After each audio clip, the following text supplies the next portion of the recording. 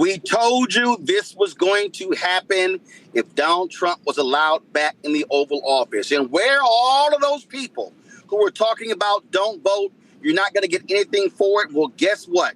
Today, Donald Trump, the twice impeached, criminally convicted felon con man in chief, his Department of Justice announced that they were dismissing several settlements, consent decrees with police departments who did harm to black people. A stunning decision, but it was one that we told you was going to happen. It was one that Project 2025 called to happen. How many times have we told you? Donald Trump ran and said he wanted to give police 100% immunity. But what he did today is no different than what he did 4 years ago. Remember, first time he was there, what did he do? His Attorney General, Jeff Sessions, his second Attorney General, Bill Barr, said they were pulling back on consent decrees because they were hurting the morale of cops. And here we sit, 4 days from the 5th anniversary of the murder of George Floyd. Donald Trump has said consent decrees with the city of Minneapolis and the police department, gone. Louisville, Breonna Taylor, gunned down by cops, gone. In several other cities. This is what this man thinks. He does not support victims. He does not support black people. He supports rogue, thug, killer cops. Let's talk about this. We got a full panel to break it all down. Reddit Hudson is a co-founder of the National Coalition of Law Enforcement for Justice, Reform, and Accountability. Tamika Mallory, co-founder of Until Freedom. Adante Pointer, civil rights attorney. And also Chief Mitchell Davis, second national vice president for the National Organization of Black Law Enforcement Executives. Glad to have all of you here. Plus, I have my panel coming on after this as well. Reddit, I want to start with you. This man does not care about police accountability. He wants cops who beat people, who kill people. He wants to make it.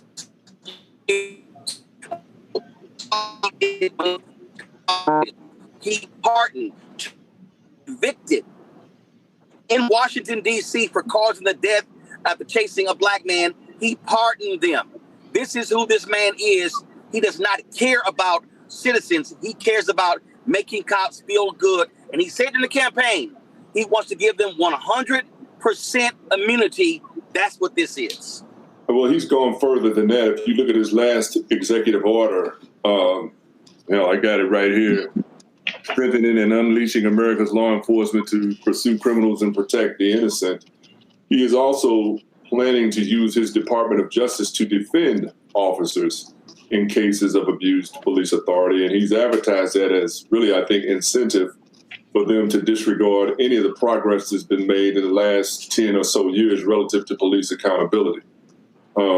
He is fulfilling his promise to his base to continue walking this country backwards in time to a place where, police immunity was a given. And I think we really need to be extremely vigilant, especially those of us who are anywhere in or around law enforcement, relative to ensuring the rights of our people being protected in the current environment that exists right now, because it's a lawless environment, as you pointed out in your opening.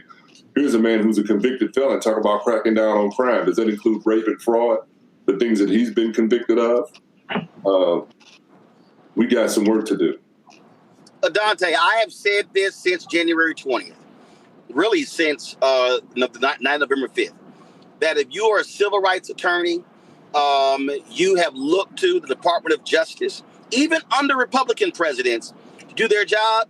This civil rights division, you might as well lose their phone number, because if there's a case where a cop has beat somebody, has injured somebody, maimed someone, or killed them, this DOJ, they're not even going to answer your phone. They're not going to answer your phone. They're not going to respond to your email. But what they may do is celebrate whatever happened to you in their boardrooms and in their offices if you're a victim of police abuse. Because remember, when he was campaigning for this presidency, he said he wanted the days to go back to where an officer, if he was dealing with somebody, taking them into custody and putting them in a patrol car, it was okay if you slapped them up against the head or bumped them up against the patrol car. He felt that there are too many restraints on law enforcement to behave decently and in respect of the Constitution, in particular, as we know, as it relates to our community. So he is a threat in chief, if you will, to the Constitution and to our own personal rights and dignity. And we have to be very vigilant and be prepared to fight back, because the DOJ is not coming to anyone's rescue at this point. Tamika, you and others with Until Freedom, local activists, other national groups, spent a lot of time in Louisville, Kentucky, fighting for the family of Breonna Taylor, what happened to her. There were a settlement with the city that also was a part of that, where changes made to their local laws. And we saw the DOJ pursue cases against officers involved. It has to be disheartening to look at all of that work, whether it's Minneapolis, whether it's Louisville, and several other cities, and to watch this thug just wipe that away and act like federal judges did not approve these consent decrees. Act like there were no patterns and practices investigation that uncovered massive amount of abuse by cops.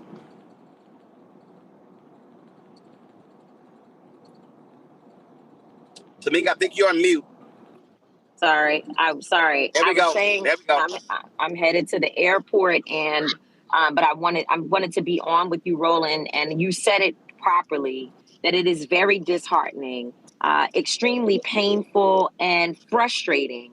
And today, my heart hurts for Breonna Taylor's family, for George Floyd's family, and for countless families who have lost their children, and their children have become martyrs, that we have worked so hard to use their stories as a way to get these consent decrees in the first place. And I think we have to center their voices in the midst of this as we talk about what today this letdown is. Now, you said at the beginning, Roland, when you first started, that we already knew what would happen because we watched the transition from President Obama to Donald Trump in his first presidency, and they did the same thing.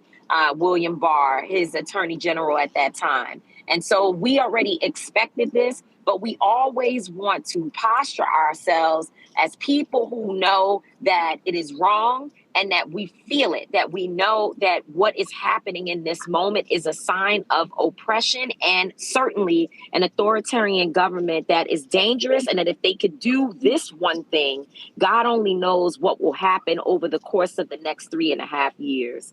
And so, yes, disheartening. Now, I want to say this in case I get cut off, because I want people to know what is it that we do going forward. Number one, the consent decrees were not signed by the cities with ease. They did not get up and sign the consent decrees and say, yeah, absolutely. You know, we're excited about having federal oversight on our police department and what's happening in our city. In fact, the people of Louisville and also people in Minneapolis fought like hell to ensure that those agreements were signed and that the federal oversight would be something that they would also play a part in.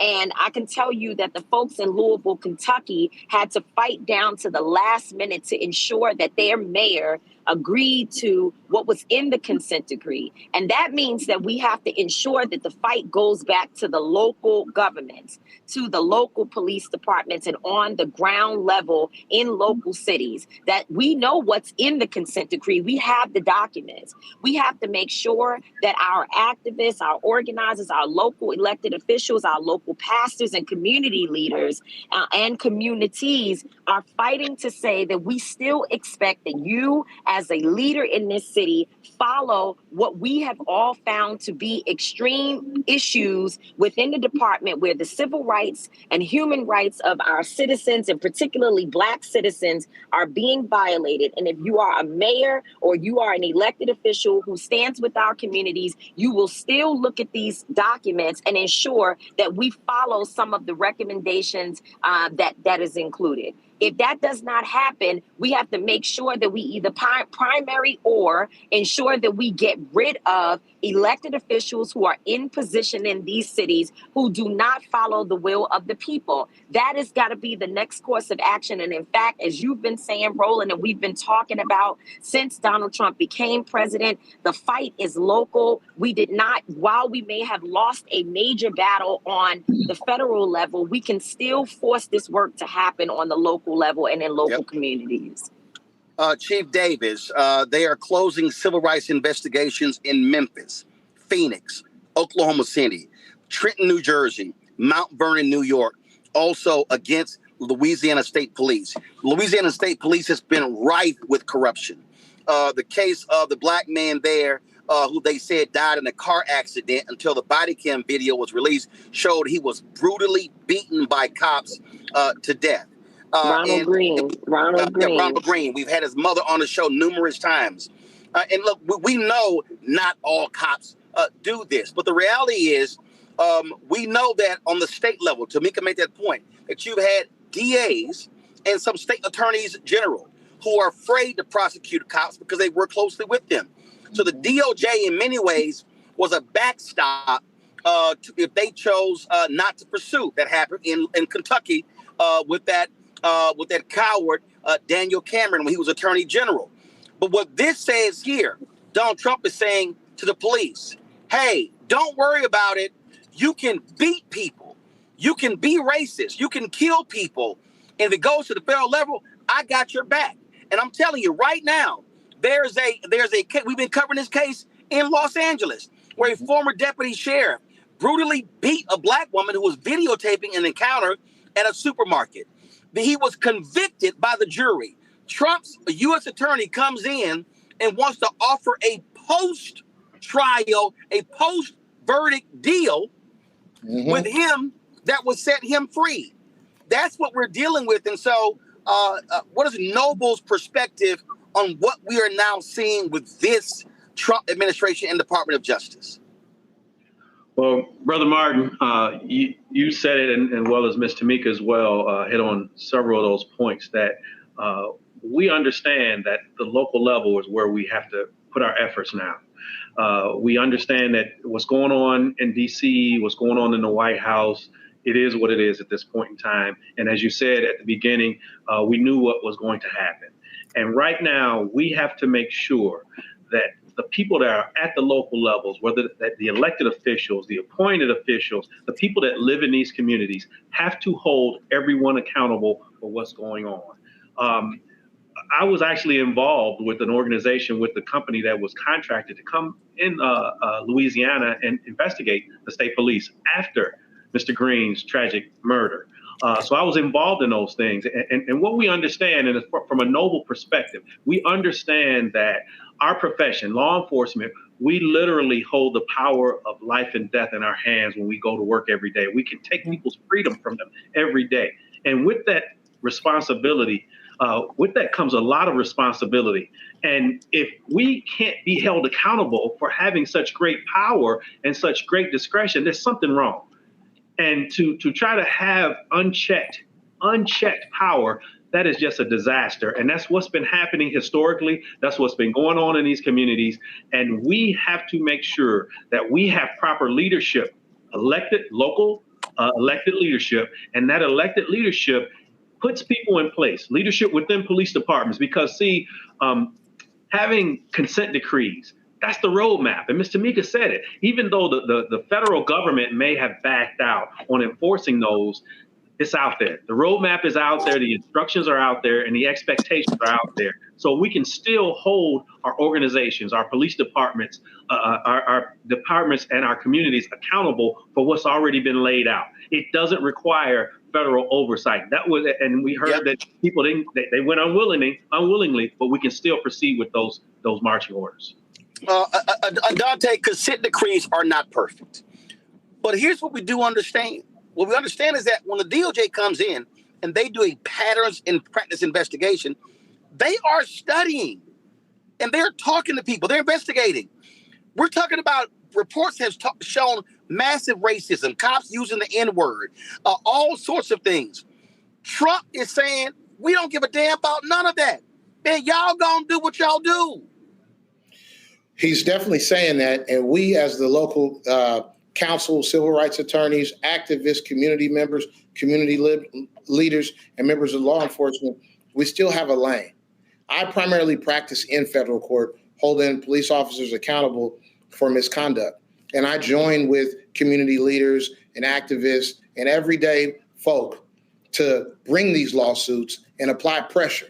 And you can make a city or a police department kneel to the power of the people and enter into agreements where there is reform. And you do not necessarily need the federal Department of Justice to do that. To the extent the DOJ has already engaged in pattern and practice investigations, which was mentioned by the chief there, those are the breadcrumbs. Those are the roadmaps that we all can use to drive police departments that are in need of reform, desperate in need of reform, to reform. So we don't have to rely only upon the DOJ. We also have other tools at our disposal to use. It necessarily is going to mean we're going to have to come together to do it, but it can be done, and it's been done across this country in different cities in America. Reddit,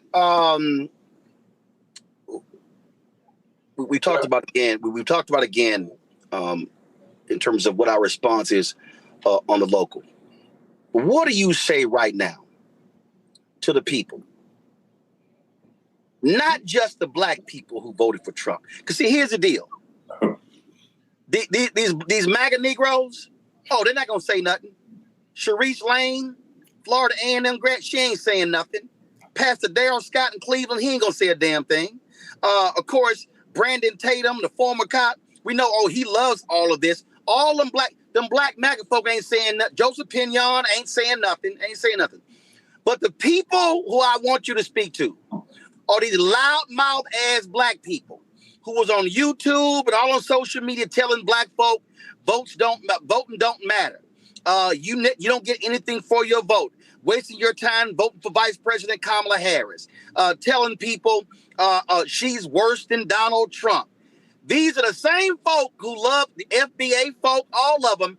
This man has said, I don't give a damn if cops kill black people. They're not going to face any penalty from me. We had a number of them right here in St. Louis as well. And I'll be candid with you, man. I thought as intelligent as some of those people were, that they had to be ops. They had to be bought off.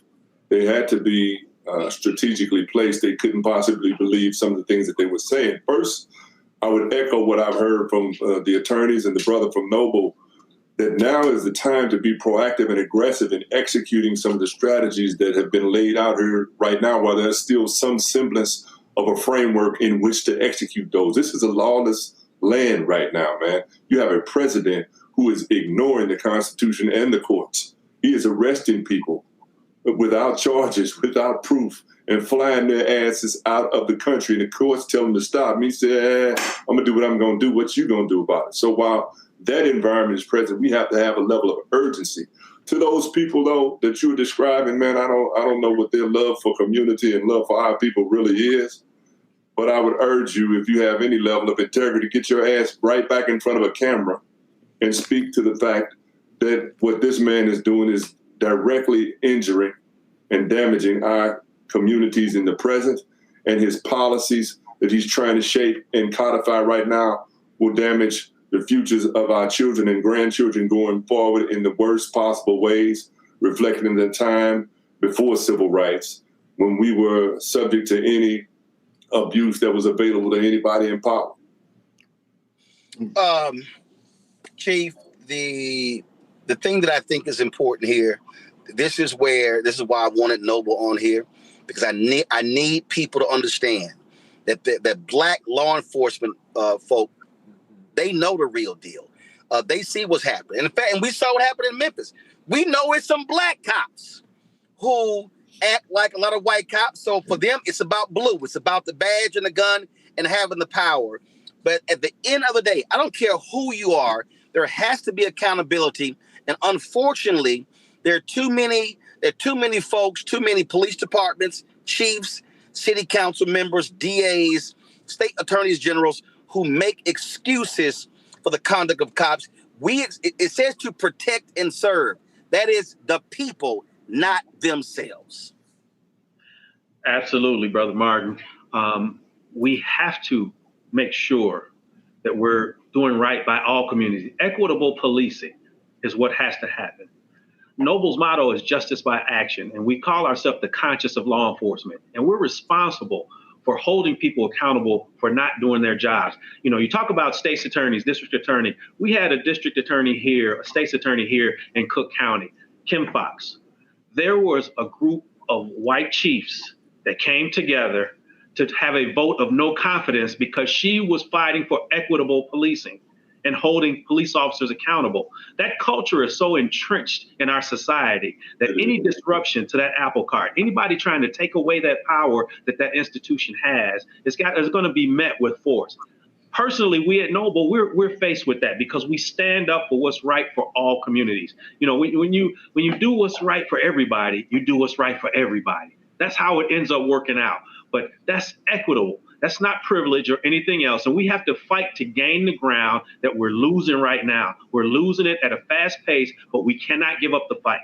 We have to make sure that we are pushing forward, that we're using the forces that we have at a local level and putting people in place who are willing to fight, because everybody that's up front ain't willing to fight.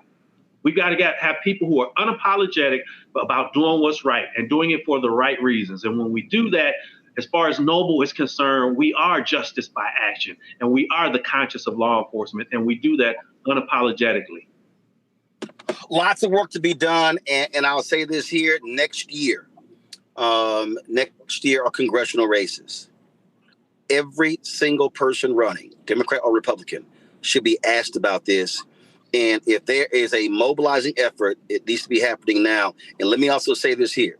To all of the Black folks, but especially the white folks and the Latinos and the Asian Americans and Native Americans, the folks who are straight, gay, who are transgender, non-binary, the folk who are Baptist, Catholic, atheists, all of y'all who 5 years ago were involved in massive protest when that video, when we saw the murder of George Floyd, where you at? 5 years later, where you're at, because we see what is going on, and we see the right has been pissed off since George Floyd's death because massive social change was coming to this country. They are pissed off about the billions that are being allocated. They're pissed off about DEI, all those things coming in the wake of George Floyd's death. They're pissed about the books, and now you have what Donald Trump is doing. They want to erase everything that happened after May 25th, 2020. And we need folk using their power at the ballot box, city, county, state, and federal. It's time to be all in. I know Tamika had to catch her flight. Let me thank all three of you, Chief Davis, Adante, Reddit, been on today's show. We're going to keep this thing focused while everybody else talking about that bullshit book on Biden, original sin, whatever. We're talking about what's happening today that's impacting our communities. Hello, I'm Isaac Hayes III, founder and CEO of Fanbase. Listen to what I'm about to tell you. The window to invest in Fanbase is closing. We've raised over $10.6 million of our $17 million goal. That means there's room for less than 6,370 people to invest in Fanbase for the average amount. The minimum to invest in Fanbase right now is $399. That makes you an owner in Fanbase today. Go to startengine.com/fanbase to invest. Why? Because current social apps have taken advantage of users for far too long, with content suppression, shadow banning, harmful racist content, and no real tools for monetization and equity. Fanbase has over 1.4 million users and counting, allowing anyone to reach all their following and monetize their content from day one. Social media is the new TV, and whoever owns the apps that distribute that content have the opportunity to own potential billion-dollar companies. While big platforms with uncertain futures are failing to serve their users, Fanbase is stepping up to fill the gap. Don't wait until it's too late. Invest now, invest for yourself and your future. Go to startengine.com/fanbase and own the next generation of social media.